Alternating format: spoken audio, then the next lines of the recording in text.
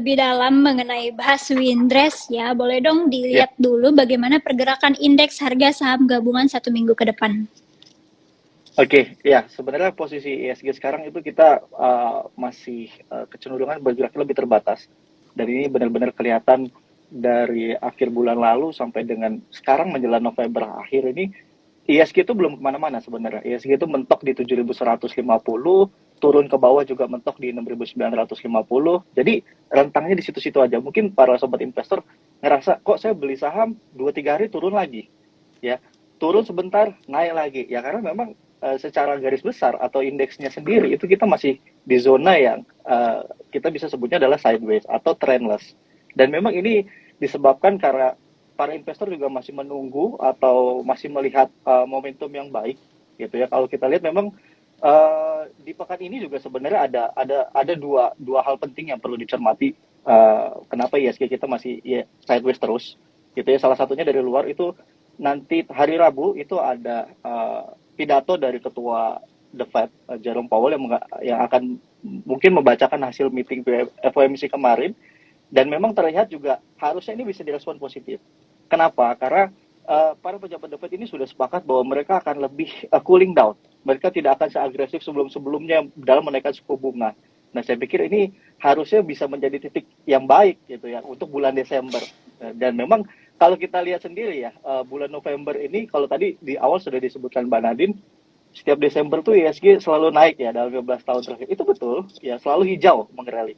Cuma ada satu hal yang menarik lagi. Setiap bulan November itu potensial naiknya justru malah rendah.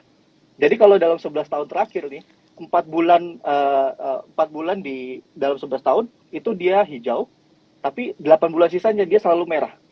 Dalam 12 bulan terakhir. Jadi memang November ini biasanya turun-turun dulu, nanti Desember baru ada ya tadi sudah dijelaskan bahwa ada window dressing potensinya besar. Baik, nah Mas, sebenarnya Windrest ini apa sih pengertiannya mungkin buat sobat investor yang belum mengerti apa itu Windrest, boleh dijelasin sedikit?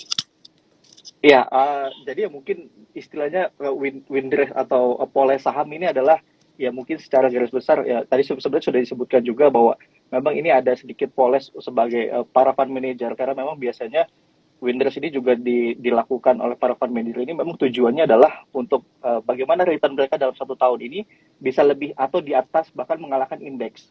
Karena kan memang untuk acuan atau untuk nilai jual di mata investor itu adalah returnnya mereka dalam 1 tahun terakhir, dan memang biasanya itu dikebutnya adalah ya, di akhir-akhir tahun. Dan memang ini biasanya ya kalau kita lihat oke lah kalau 1, 2, 3 tahun ya mungkin kebetulan ini 15 tahun berturut-turut kita selalu hijau gitu. Jadi artinya memang ya aksi poles saham atau aksi kita bisa sebutnya adalah window dressing yang tadi memang tujuannya adalah untuk memberikan return portofolio yang besar, itu memang ya kecenderungan lebih sering terjadinya di bulan Desember aja gitu.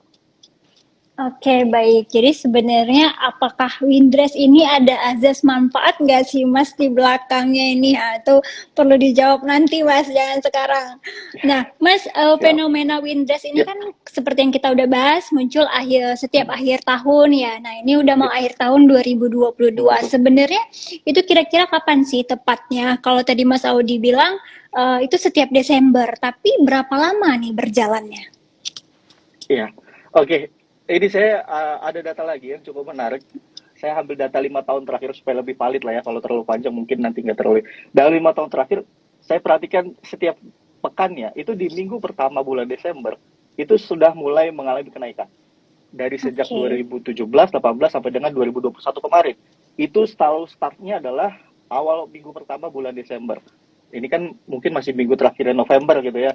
Jadi koreksi-koreksi dulu nggak apa-apa lah. Cuma nanti semoga nanti di minggu depan atau minggu pertamanya Desember ya kalau misalkan ya probabilitas kita kan lihat historical ya. Historical repeat itself. Cuma ya kita belum bisa memastikan 100% 100% ini terjadi lagi. Cuma ya sekali lagi probabilitasnya dalam 5 tahun terakhir, 15 tahun terakhir memang kecenderungan naiknya itu adalah bulan Desember, dan 5 tahun terakhir itu adalah setiap minggu pertama sudah mulai start. Nah, nanti di pertengahan dia agak turun, dan di minggu terakhir biasanya naik lagi. Oke, baik. Jadi sebenarnya dari awal Desember ini itu sudah mulai ya Mas ya, sampai nanti menjelang penutupan akhir tahun ya. Nah, berarti apakah sekarang ini apa memang udah lewat nih momentumnya untuk kita beli saham nih, Mas? Atau gimana nih Mas Audi kira-kira? Ya, sebenarnya kalau dibilang lewat ya belum, karena masih banyak kok sektor-sektor yang dibilang masih terdepresiasi, masih cukup jauh dari harga wajarnya atau intrinsic value-nya. Cuma ya mungkin salah satu yang sudah rally cukup tinggi, yang memang masih diunggulkan sampai dengan sekarang, itu dari sisi perbankan. Gitu ya, perbankan itu memang sudah hari ini juga BRI masih oke, BCA new all time high. Bayangkan sekelas Wow. BCA 1.000 triliun, new all time high itu segitu optimisnya, artinya memang memang sudah jalan beberapa, dan memang kalau kita bilang perbankan apakah sudah telat, ya mungkin probabilitasnya lebih rendah dibandingkan dengan sektor yang lain, tapi kita nggak bisa tutup mata. Perbankan itu karena dia adalah motornya ekonomi dan dia adalah 10% lebih porsinya ISG, ya saya pikir gambaran ISG ada gambaran di perbankan gitu, dan perbankan juga sama, 10 tahun juga dia selalu hijau gitu rally-nya. Jadi memang cukup benar. Oke, baik. Nah, Mas, tadi kan kita mengulik sedikit kalau Winters ini menjadi sudah 15 tahun ini menjadi apa ya?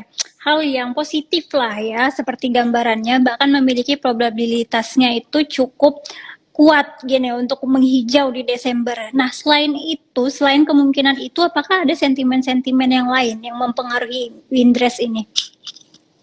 Berarti kita bicara sentimen positifnya ya. Mm. Karena di sini kita nih sebenarnya ada sentimen positif dan negatif. Oke, kita bahas yang dari bagus-bagus dulu kayak ya. Oke, Oke, baik. yang bagusnya adalah ada beberapa hal. Yang pertama jelas laporan keuangan kuartal keempat atau full year. Dan ini memang diprediksi dari para analis juga melihat bahwa pertumbuhan ini masih terus terjadi. Kita lihat dari sisi perbankan.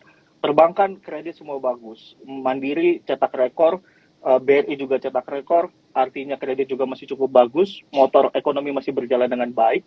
Lalu yang kita bisa lihat lagi adalah sentimen yang kedua, tadi kan dari sisi laporan keuangan, yang kedua adalah dari sisi makroekonomi Indonesia sendiri. Oke, kita bicara terkait dengan pertumbuhan. Pertumbuhan kita lihat PDB Indonesia di atas 5%. Negara-negara lain, Amerika sempat resesi ya, sempat 3 kuartal dia turun di bawah 2 kuartal. Indonesia nggak pernah tahun ini. Ya, Indonesia ya karena 2020 aja tuh, dia karena kita di stop, kita di lockdown, kita di nggak boleh kemana-mana, akhirnya kita sempat resesi masuk. Cuma tahun ini kita nggak ada gitu, dan memang diprediksikan juga tahun ini juga kita sampai Desember itu masih bagus PDB-nya. Lalu yang kedua adalah sentimen makronya adalah indeks keyakinan konsumen kita tinggi. Kita lihat di Jepang itu sangat rendah sekali. Mereka mungkin pesimis. Di kita mungkin nggak ngerasain apa-apa gitu ya. Karena memang sebenarnya kalau dibilang inflasi kita tinggi, tapi konsumsi kita juga tinggi gitu. Jadi satu sisi memang ya ini sudah sejalan seirama gitu, dan memang ini harusnya bisa direspon dengan positif gitu ya. Lalu yang ketiga adalah mungkin yang probabilitas Windras ini bisa lebih tinggi lagi adalah terkait nanti sebenarnya pada saat The Fed ini mengumumkan suku bunganya, mungkin di pertengahan Desember, itu jika memang sesuai dengan apa yang sudah dinarasikan para pejabat The Fed ini, bahwa memang mereka tidak akan agresif atau bahkan suku bunga naiknya cuma sedikit nanti di bulan Desember, saya pikir market akan bisa mendapatkan angin segar lebih tinggi lagi gitu. Jadi memang ada 3 hal yang probabilitas membuat Windras tahun ini bisa kembali lagi berlangsung. Oke, baik. Jadi tadi salah satu sentimen positifnya ada 3 hal, tapi kira-kira nanti bakalan Windres bakalan oke lah gitu ya Mas Audi ya dari kemungkinan-kemungkinan 3 hal sentimen tadi. Nah, mengenai Windres nih Mas, kalau misalnya kita bicara blue chip atau big caps itu ada kemungkinan Ya. mengikuti Windres lah mengalami kenaikan ya. Nah, kalau misalnya saham-saham yang non blue chips ini bagaimana? Apakah akan terkena impact-nya juga mengikuti harganya naik atau tidak nih, Mas? Oke, sebenarnya kalau kita bicara bisa atau tidak, kemungkinan bisa. Mungkin yang bisa diperhatikan sobat investor di sini adalah yang probabilitas kemungkinan besar bisa mengikuti Windres, dalam artian dia mau caps-nya kecil, mau caps-nya besar, itu adalah termasuk yang dalam kategori cyclical stock. Jadi saham yang sangat sensitif dengan pertumbuhan ekonomi, pertumbuhan pergerakan makroekonomi satu negara, gitu ya. Contohnya apa cyclical stock? Itu ada financial services jelas, salah satunya bisa di bank, bisa di asuransi dan seterusnya. Lalu yang kedua adalah bisa juga dari otomotif, lalu dari housing.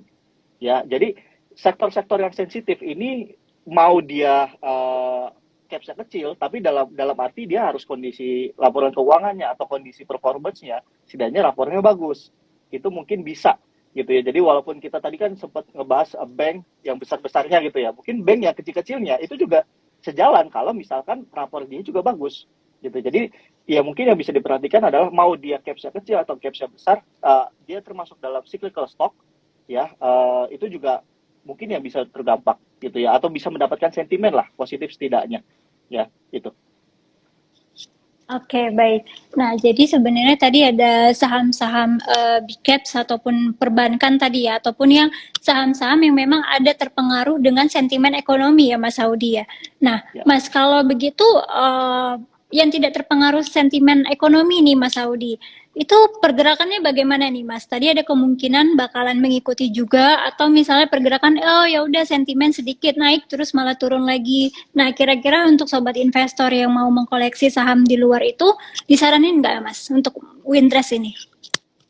Ya, sebenarnya kalau dia masuk dalam indeks FQ45, mau dia kategorinya di luar cyclical, asalkan dia mendapatkan rapor yang bagus, itu saya pikir akan mendapatkan sentimen juga, gitu ya. Jadi mau consumer staples atau maupun hospitality, atau rumah sakit atau hospital, gitu ya. Lalu yang defensive stock, ya kan ada cyclical stock, ada defensive stock. Biasanya defensive stock ini saham-saham yang memang unggul pada saat krisis, gitu ya. Tapi pada saat ekonomi bagus atau pada saat fear-nya itu lagi turun, biasanya memang agak sedikit ditinggalkan. Makanya kenapa rally-nya itu yang paling cepat adalah saham-saham yang cyclical stock untuk sekarang gitu ya. Cuma kan isu-isu ke depan terkait resesi 2023 dan seterusnya itu kan banyak yang orang akhirnya membeli defensive stock gitu, dan itu sebenarnya nggak ada masalah gitu. Dalam artian gini, kalau misalkan untuk saat ini memang yang akan bisa kita lihat secara langsung adalah ya jelas masih dari indeks atau dari saham-saham yang termasuk dalam indeks FQ45 itu yang sebenarnya masih cukup boleh diperhatikan gitu ya, mau dia dari sektor apapun, yang penting dia mendapatkan rapor atau kinerja yang setidaknya bagus lah tahun ini. Oke, baik. Nah, Mas, untuk saham-saham blue chips tadi, yang LQ ataupun Ya. LQ45, rekomendasi dong saham sektor apa nih yang cuan saat Wintrust? Atau boleh nih sahamnya saham apa gitu? Oke, ya sebenarnya jelas kalau kita bicara sektor dulu ya. Sektor yang pertama adalah perbankan. Kita financial services. Karena perbankan kita nggak bisa tutup mata, dia 10% porsi ISG, lalu juga dia sebagai motor ekonomi Indonesia. Rapor keuangannya pun bagus sekali gitu ya, dan saya yakin juga sampai dengan akhir tahun ini full year-nya pun akan ciamik lah istilahnya, ciamik gitu ya laporan keuangannya. Jadi mungkin perbankan ini masih sangat top sebagai topiknya lah ya untuk sekarang. Cuma memang yang menjadi permasalahan adalah perbankan ini udah naik gitu ya, dan ini fair value-nya itu udah tipis-tipis semua. Jadi kan kalau sobat investor pasti mau cari cuan tuh yang 20%, 30% gitu ya.